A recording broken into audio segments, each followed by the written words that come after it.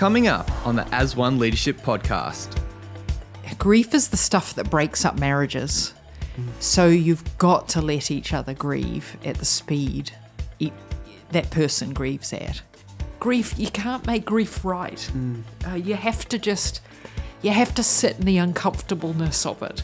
And so if the other person is going through that time of crying or outwardly showing, you have to just don't try and make it all perfect, because it's not going to be.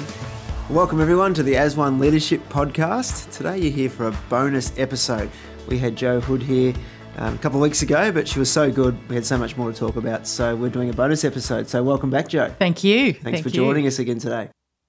I want to talk about leadership, and want to specifically focus in this episode on the topic of grief. And grief is something that everyone goes through at different times of their life, and it's quite a journey when you do. And I think you're probably overqualified to talk about it. You've had some really difficult things happen in life, and it's not easy to talk about, but I've heard you talk about some of those things before, and it's really helpful as well. So, thanks you so much for being willing to talk about it today.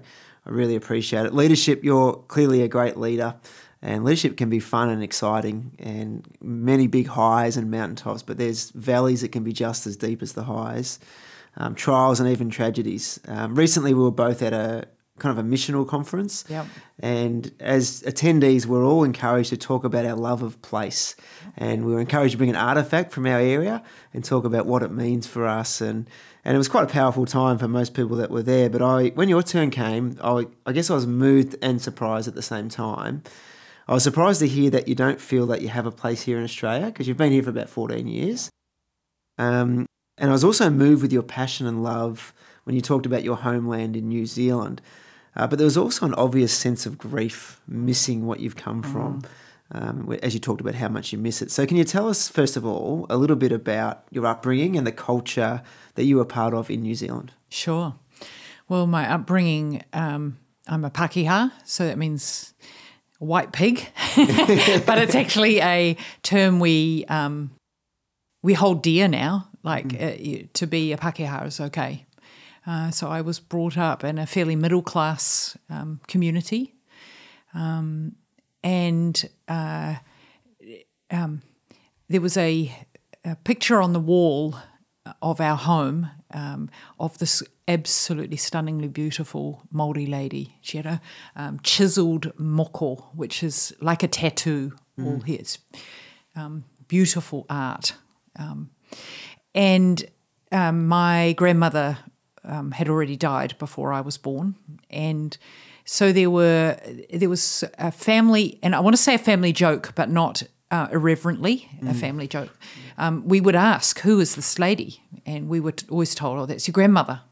Well, I tan well, but I have no Māori blood, unfortunately, in me. And it was actually a photo taken by a great aunt who was the first female allowed into the membership of the Auckland Photographic Society, which was an all-male membership. So it was a very important photograph, really, because it was a marking of time in the Auckland Photographic Society's history. But it was also this beautiful. Her face is just beautiful, and so then 14 and a half years ago, we left New Zealand. And during this time, New Zealand has really grown into its bicultural heritage. So we are a bicultural society. You'll see a lot of te reo and English throughout the country in signs and publications and things. And I had started on a bicultural journey myself, started to really think, what does it really mean for New Zealand and for me as a New Zealander to have a bicultural heritage that I haven't. As a school kid, we did a few poi games, poi songs and stick games, but it wasn't really infused through our education system. When I came here, that was the thing I missed the most, the Māori and the Pacifica. Part of particularly Auckland. Auckland is actually the Pacific Island capital of the world. There are more Pacific Islanders in Auckland than there are in the Pacific Islands. Yeah, right. And so artwork is just everywhere. It's on all our motorway edges and things like that is Māori and Pacific Island artwork. And so I guess I've grieved a certain amount of coming here and just not expecting that I would miss that side of New Zealand as much as I do now. And I embrace it. And I do miss being in New Zealand, and Australia is my home for the moment, but home is very much back in New Zealand. Yeah, so at the start of the last podcast, we explained that you're the director of Mainly Music. Yeah. Is that why you moved to Australia? It is. Yes, yeah, it is. Yeah, to establish it, to help the church in Australia really see that we were serious about resourcing Mainly Music in Australia. Yeah, okay. So you've talked a little bit about what you missed at New Zealand, and that's what sort of stirred the grief you displayed at that conference, that you just really missed that connection with the culture and the heritage that you had. How do you stay connected to some of that culture now that you're in Australia? And what about family and friends? You've still got lots of family and friends over there. Yes, so my daughter and son are now living in Melbourne. Yep. And I go back regularly, when it's not COVID, to New Zealand and connect with my friendship base there and people who have had impact in my life and I have impact in their life. My parents are still alive. My brother and sister and their families live in Auckland. So I for a while, not just more recently, but for a while I was really trying to learn some te reo, some of the Māori language, and I was teaching my grandson it actually. That's special. Yeah, it was. It was really cool. Yeah, cool. So being in Australia, do you think you'll ever feel, we were talking at that conference about loving the place, having a sense of place. Do you ever think that'll develop in Australia? Yeah, I was really impacted that particular day at how I hadn't really put roots down. And I think that's because I had always thought that we would be here for a season and then go back to home. Yep. But now that I've got grandchildren here and now that I'm on my own, I'm not so sure whether that will happen or when that would happen. So the future aspirations you're not really sure about. You could be here forever. Yeah. Yeah, okay. Yeah. So do you think that will kind of help you to put roots down a bit more? Or Yeah, if COVID hadn't happened, I had actually decided that I would do some internal work about all that. Yeah. However, I've just been running. I haven't had time to think of anything. Zooming, right? Yeah, absolutely zooming. That's right. Yeah, it'd be good to have shares in that right now. Yes. Yeah, very good. So obviously that's a grief journey, and I think that'd be very helpful for people to hear that. We've got people at our church, like our worship leaders, for example, who's have parents and relatives and stuff are all overseas, and it's always hard at Christmas and those times to do that. So it's helpful, I think, for people listening to hear some of that journey and how you stay connected with your culture. So obviously that's a grief situation you've been through, but there's another source of grief that I can only imagine would be even more difficult than that, and that is that a little while ago you lost your husband, Steve. And so first of all, how are you doing? Yeah, all right. Yeah. How long ago was that? 18 months. 18 so it was months. September 2018. Okay. And was that from a long illness? Was it unexpected, expected? No, it was unexpected. So he, a year before that, he found he had a rare melanoma tumour in his right eye, and in the end had to have the whole eye out. And then almost on a year of finding out, it was about 13 months of finding out that of the eye tumour, the cancer had metastasised to his liver, and lungs actually, but the liver was aggressive, very aggressive, and so 10 weeks later, he died. Wow. Yeah, That's incredible. So it must be, it must feel like 18 months ago. Must feel very fresh, but it might probably feel a long time ago too in some ways. Yeah, sometimes it does, and other times it just feels like yesterday. Yeah, for sure. And so can you take us back to when Steve first passed away? Yeah.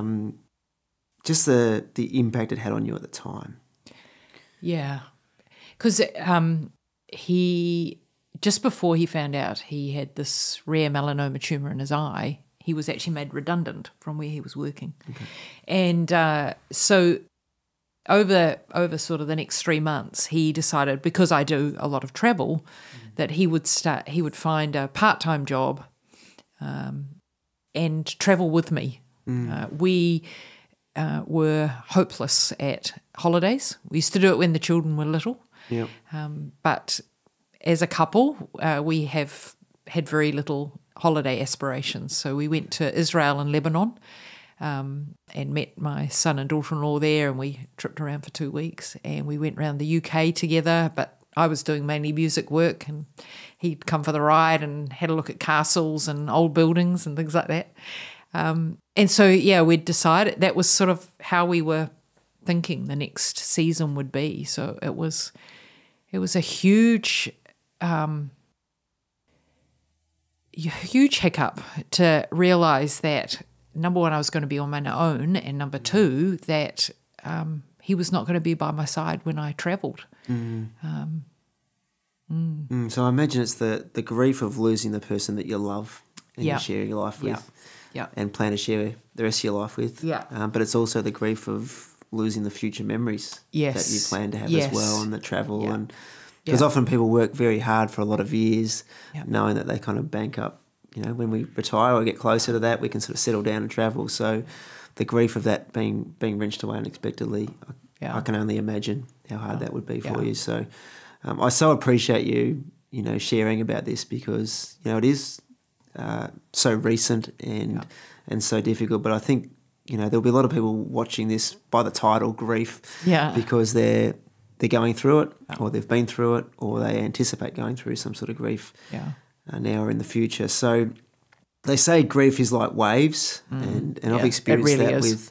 with other things nowhere near at the extent you're going through. But my wife had open heart surgery, and on the same day my son was diagnosed with diabetes, and so I find that the grief of both of those things kind of hit you at different times, and but yours is obviously at a much higher level, losing someone you love. So that's been your experience, and it's kind of like waves. It is. Yeah, it is. Yeah. So it hits you hard sometimes, and then it sort of subsides a little bit, and you can sometimes I can talk about Steve, and there's no tears, and I think, I hope people don't think I've forgotten him. And other times the tears just come, and it might be that you're in the car and just you have this memory about him. It might be because Stephen and I own the Maney Music building that Maney Music operates out of here. So we would say, oh, we need a door over there, and a couple of weekends later there'd be a door, and so there's a lot of Steve. In the office, there's a lot of Steve in my home. There's a lot of Steve at my daughter's house too, where he's done building projects and things for us. Surrounded by memories. Yeah, you are. And so that just something will trigger, and that grief wave comes over you. Yeah. It can, like you said, it can happen at the most unexpected times, can't it? And, it can. That would be really hard to journey through and to cope with. And you said to me recently something that really stuck with me as you were talking about that, and you said to your family that something along these lines. I don't want to misquote you, but it was something like that: you need to grieve well rather than bottle it in, because if you bottle it in now, you'll fall apart down the track. Yeah. Yes. Can you unpack that a little bit for us? So that I don't know whether I answered your first question really well, actually, but that was very key. In those weeks following his death, was we've got to do this well. We've got to talk about this. We've got to allow each other the speed at which we grieve to be the speed at which we grieve. So if you don't feel like crying, don't cry. If you want to talk about Dad, talk about him.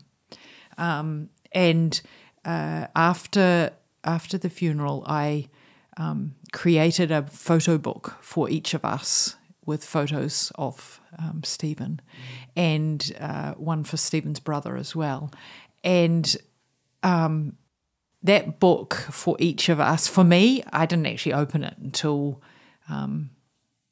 well into the first year. I think it might have, can't remember what it was. No, I think it was after the first anniversary. I couldn't even take the wrapping off it. Whereas my daughter had picked it up, and she and Mason had been looking through it often because it was a great way for Mason to see Granddad. And Stephen had been around him a lot in that. How old was Mason? He was 2. He'd 2 years, 1 month. So, he'd just turned 2. And it's important, isn't it, at that age to keep the memory alive? Absolutely. So at that age you can kind of forget, and you don't want that. Yeah. And so, I said to the kids, grief is the stuff that breaks up marriages. So you've got to let each other grieve at the speed that person grieves at. And I have tried not to burden my kids with my grief because I want them to go through it as a couple, but they have been so generous to me in hugging me. I'm not a particularly huggy person, but one day Daniel gave me a hug. It was just like, oh man, I didn't even realise I needed that, but I did. Yeah. Or they've allowed these tears, so we've just allowed each other. We don't try and make it right. Grief, you can't make grief right. You have to sit in the uncomfortableness of it. And so if the other person is going through that time of crying or outwardly showing, you have to just don't try and make it all perfect, because it's not going to be. Just sit there in silence. Give them a tissue, make them a coffee, whatever, a practical thing like that. But you can't make it right. We've got to be able to go through it. And sometimes the practical thing's just sitting and listening. Yeah, exactly. Letting them cry. Exactly. Well, for me, it's always making coffee. Yeah. Put the kettle on. There are actually 6 love languages, and the 6th one is coffee.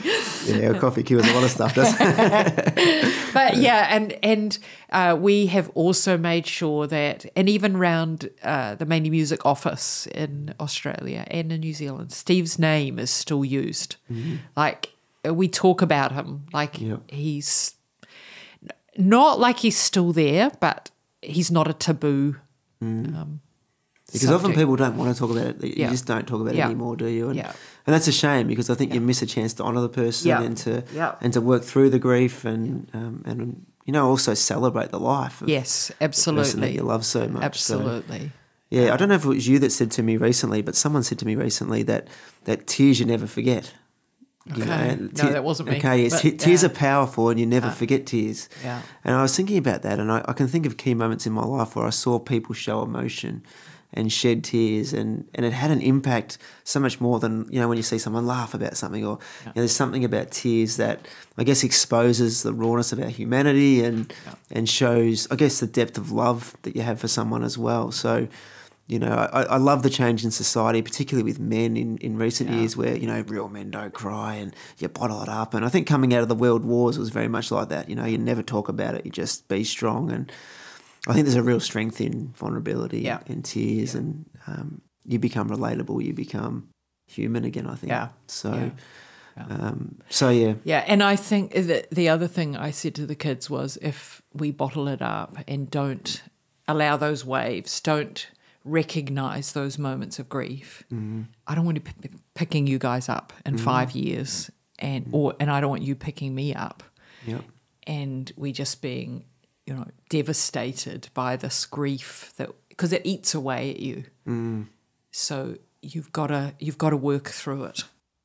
And that's a hard thing, isn't it? Because it sounds cold, but life does go on. Yeah, it does. And usually the loved one that has gone, what they would want for you is to keep living your life and keep having joy with your family and all that. And if you fall apart in some ways, that's not at all what they would have wanted. So, but easier said than done, I imagine. Yeah, for sure. Yeah.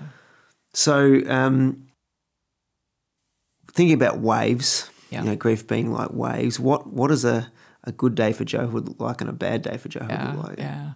So a good day is still remembering him, still thinking about he was a bit of a trickster. Some of the things he said right up to the last minute before he died made you just laugh and laugh. And so there are still sayings, or we all say, what would Dad say about that? Or sometimes I'll even go, now where would Stephen have kept that?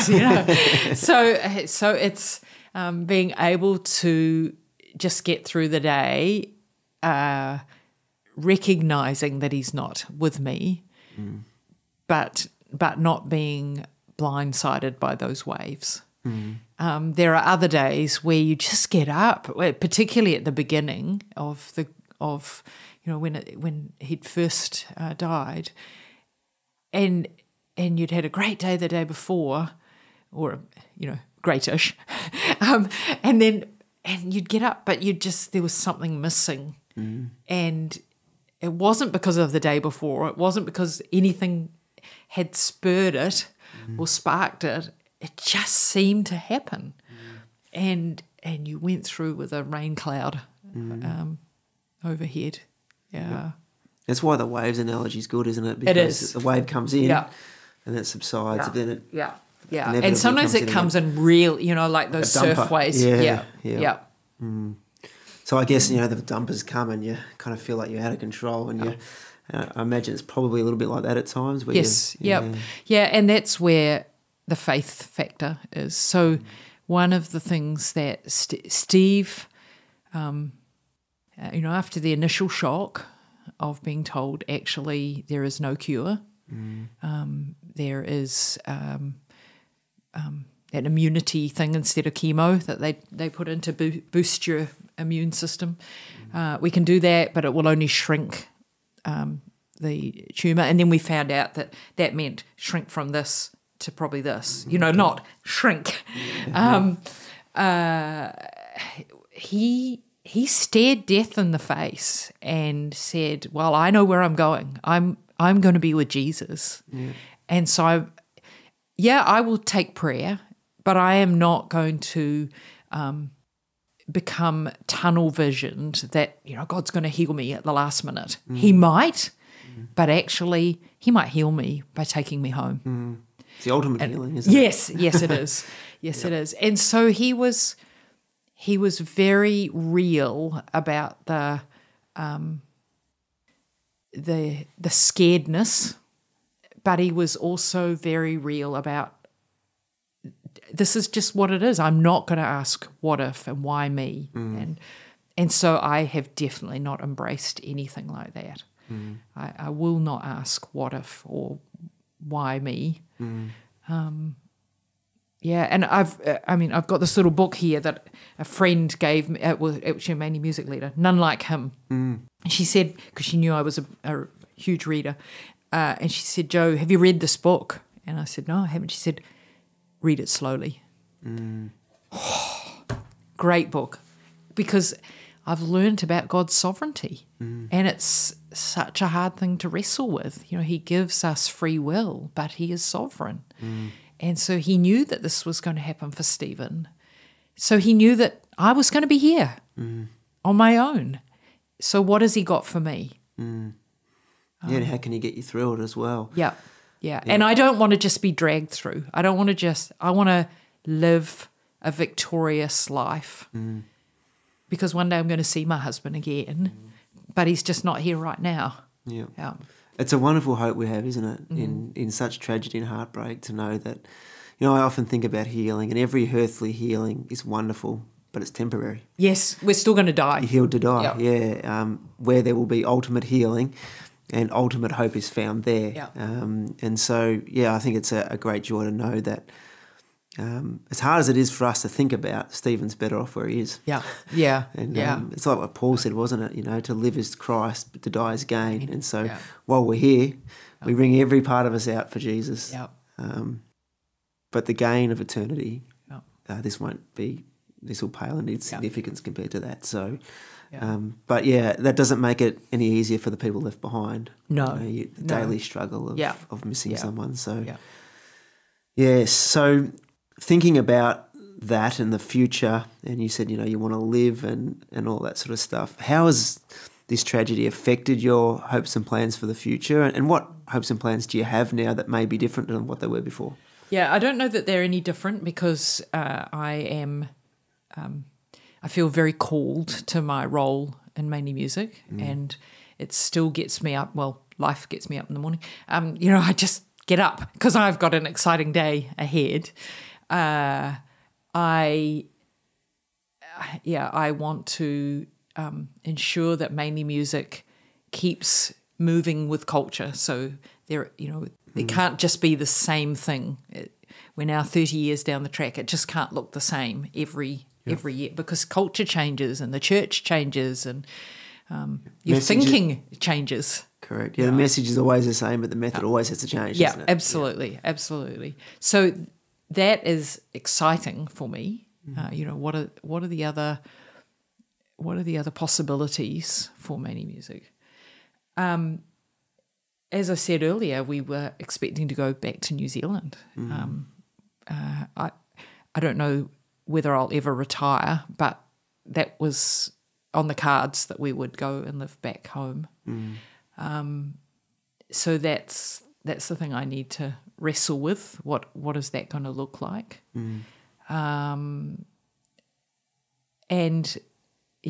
Because I'm really.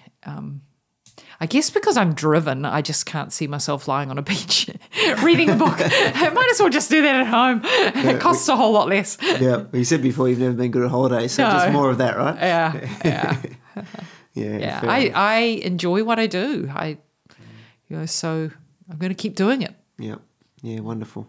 That's great, and that's probably what Steve would have wanted for you too. Yeah. Love. Yeah. Yeah. And he was a big part of mainly music. He sacrificed stuff for mainly music. He wanted to see the local church use mainly music for its purpose and mainly play. And so to keep going is to be part of his dream as well, really. Yeah. So it seems like overall you have good days and bad days, but you're going pretty well overall, considering you're only 18 months out from a huge tragedy. What about the rest of your family? How are they all going? They're doing well too. Yes. Yeah. Rebecca and I, so that's my daughter, we seem to travel. The waves seem to hit us at the same time, and it's quite funny how that happens. So, she was pregnant with my granddaughter when Stephen was unwell, and so Riley is Riley Stevie, which is beautiful. Yes, yeah, and. They're good, but like me, they're pressing in on making the grief something that they walk through. In Psalm 23 it says, "Though I walk through the valley of the shadow of death," and I remember somebody saying, you don't pitch a tent, you don't stay. For longer than you need to. You need to keep walking. You don't crawl through either, do you? No, yeah. And even if it's only a millimetre at a time on some days, you just, And none of the family have, I don't think so, that they've asked why us? So that hasn't really entered our narrative around this. Yeah, well, I guess being people of faith really helps that as well. That we kind of understand, don't we, the impact of sin in a fallen world and what that means for our frailty. And being a Christian and a person of faith doesn't make us immune to sickness and tragedy and all that. But what it does do is give us a hope that we've got someone journeying with us in the midst of it, and we have an eternal hope that outweighs it all. It's a wonderful thing to have. I often wonder about people who go through similar things without faith. It must be so much more difficult not to have that hope. Well, I think they make sense of it out of the worldview they have. And I have not understood that peace that passes all understanding until now. It's a peace that you cannot put into words. And I think it comes infused with hope. I've felt that as a really tangible part of the grief process. I remember when we spoke to Bill Brown, he talked about losing his wife in 2009, and he said he felt like he had grief all packaged, and then he realised he didn't. Yeah. So much more to, unfortunately, learn about it and grow through it. So, yeah, I'm sure you've learnt a heck of a lot in the last, ever since Steve had his accident, first of all, then the illness, and then obviously passing away. But there's probably still a lot on the other side to keep learning in the journey. So. Yeah, when Daniel got married, he and Carly got married in Hawaii, and we'd gone into Barnes and Noble over in Hawaii. And I'd picked up 3 books, and we were there for 8 days. And the first 2 days, I read 2 books. And then the 3rd day, I picked up the next book I'd picked up, which was In Pursuit of Slow. And I thought, I better not read this in a day. Spend the rest of the week. And I realised that in the time frame from Stephen's eye, having issue with his eye, that I had already embedded some slow practices in my life. And when I was driving around England in January, February 2019, it just hit me that God had actually prepared me with that, because I was able to be slow inside. It wasn't always, there was still lots of output, but it enabled me just to travel that year and a bit, and be okay just to sit and wait for things to happen. And then in the year that when he got unwell, I can't remember, I think it was in 2018. Yeah, it was the year that he died. At the beginning of that year, God said to me, stay in the moment. And so I tend to be a person that will run a meeting and then go, okay, right, everybody out the door, get going. But I now go, right, is there anything else? Is there anything else we need to discuss? But I realised I stayed in the moment with Steve, and it enabled us to have a lot more time together. And hence memories, I imagine, too. Yeah. That we often miss when we're rushing around. Yes. So I really like what you're saying about staying in the slow. I think something I've been pressing into a lot as well, because I look at Jesus' ministry and I really believe that he ministered from rest rather than what we do, and that's rest from exhaustion.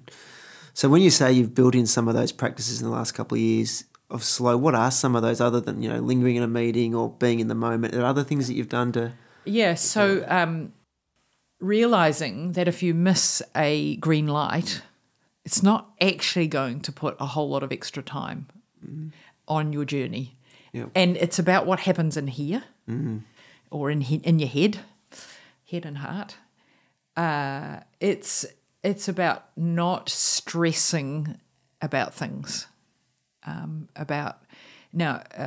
The slow movement is not a faith-based thing, but it makes a lot of sense about just taking life a little bit slower and enjoying the moment instead of rushing to the next place. And it's often that it creates that angst inside of you, and you think, well, at the end of the day, what's going to happen? The whole world's not going to stop just because I'm 5 minutes late for a meeting. You don't do it on purpose. Yep.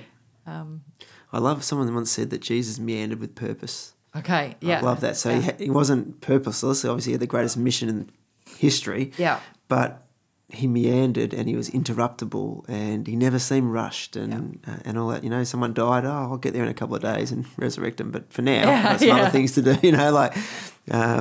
so he was relaxed, and I think that's something that we can all learn from in a crazy, busy world. But, sometimes tragedy makes you reassess, doesn't it? I think COVID at the moment, it's not a tragedy as such, is for some people, but it certainly is a difficult time, and I think a big part of it will be the reassessing and hopefully getting healthier rhythms on the other side where we can have those slow moments, those powerful moments, kairos moments with God and times with family that maybe we haven't had because we've just been so busy. So you've covered some of this already, but just to finish up, if there's anything else you wanted to add, what are you learning about yourself, your family and God through grief? what I'm learning about God is his omnipotence. You know, that's come through this book. And then she wrote another one, In His Image. And now I'm listening to a book by Grace Observed, or Grace, something about Grace. And the guy he lost his mother, wife, and youngest daughter in a motor vehicle accident. And his 3 children and him survived. And the reminder that God is with us even in these really dark times, even in these really difficult times, that there is that tension of free will and omnipotence. And this guy the book I'm listening to, Jerry somebody, he says, I don't know that I'll ever be able to make sense of those two things. And I thought, yeah, that makes a lot of sense, because it's that God perspective that our human brains just would explode with. Getting a human handle on. I'm learning about myself that I'm okay, that I'm going to be okay, that God's got this. I'm learning that I can still lead, and I need to find safety in some people, because I don't want to overshare, because I've got nobody to talk to. I've now got 2 kittens, but I think sometimes, especially because I'm a verbal processor, it's very easy to express everything to everybody just because you're verbally processing it. So I'm choosing the people I'm discussing stuff with. I don't need to blurt all that out all the time just to process it. Or on a podcast or anything like that. Yeah, no, definitely not on a podcast. And I'm learning that my kids are amazing, that they, my in-law kids, are really precious to me, my daughter-in-law, my son-in-law. That they have enveloped me, and they have made themselves available to me, and my son and daughter are just outstanding. And we've had my daughter and I have just had a more open conversation just recently about life and family and things like that. And I am just beyond grateful to her, to having that conversation with me, and our relationship is so much richer through that. So I'm grateful to my kids that they are vulnerable to me and allowing me to be vulnerable to them. And you didn't ask about staff, but my staff the staff team are just amazing too, in a whole different way, because Steve was very visible in and amongst mainly music. They have embraced talking about him. He's still got his workbench out in the warehouse. It took me a year to throw away the old T-shirt that he'd left there, and they just left it. They didn't. If it bothered them, they didn't let it show. Yeah, it's beautiful. And and the fact that they are prepared to use his name. Oh, Steve would have laughed at that, or we need Steve back because that we need a door there, or that door needs fixing, or something like that. Yeah. So, yeah, I'm very, very grateful. Yeah, that's wonderful. I think you said before that you realise you can keep leading, but I think you can probably lead from an even greater depth. There's a reservoir there now that you can draw from of empathy and understanding, because in a ministry like mainly music, you're going to find families with all sorts of triumphs and tragedies. Yes, you do. And so you can have a greater empathy for some of those people too. So I think one of the heartbreaks is when there's a tragedy. Sometimes it pulls families apart, but one of the greatest joys is when you see a tragedy in a family, when it brings people together. Yes. And it sounds like for you and your family, absolutely, you've gone even deeper in that. Yeah, which is a wonderful thing. Yeah, we have, and we haven't been a family that has very many traditions. That's just not who I am. I like the new all the time, and we now have a tradition of what we're going to do on Steve's birthday and what we're going to do on he said he wanted fish and chips and a beach. He didn't even like beaches. I don't get where he got that from. But fish and chips, Yeah. Yeah, I know. And so we had that last September. Beautiful. We're going to do that every year. Yeah. That's special. And it's just as special to have all the family there together doing it, isn't it? So. Yes, that's one. I'm sure it's a time of reflection and laughing and joy and memories and tears and sadness and stuff as well. Yeah. So I would say the other thing I've learned about myself, because I work pretty much every hour God gives me, other than I try not to do that on Sunday. Grief takes it out of you, and all of a sudden you just feel whacked. And I just learned to shut the laptop up and go to bed. Whereas pre this situation, I would have just pushed through. I feel a bit tired. Nah, I'll be all right. But you have to listen to your body. I haven't been good at doing that. You have to do that. Or the other side of when you're getting up in the morning, you're just so tired and it's this blur and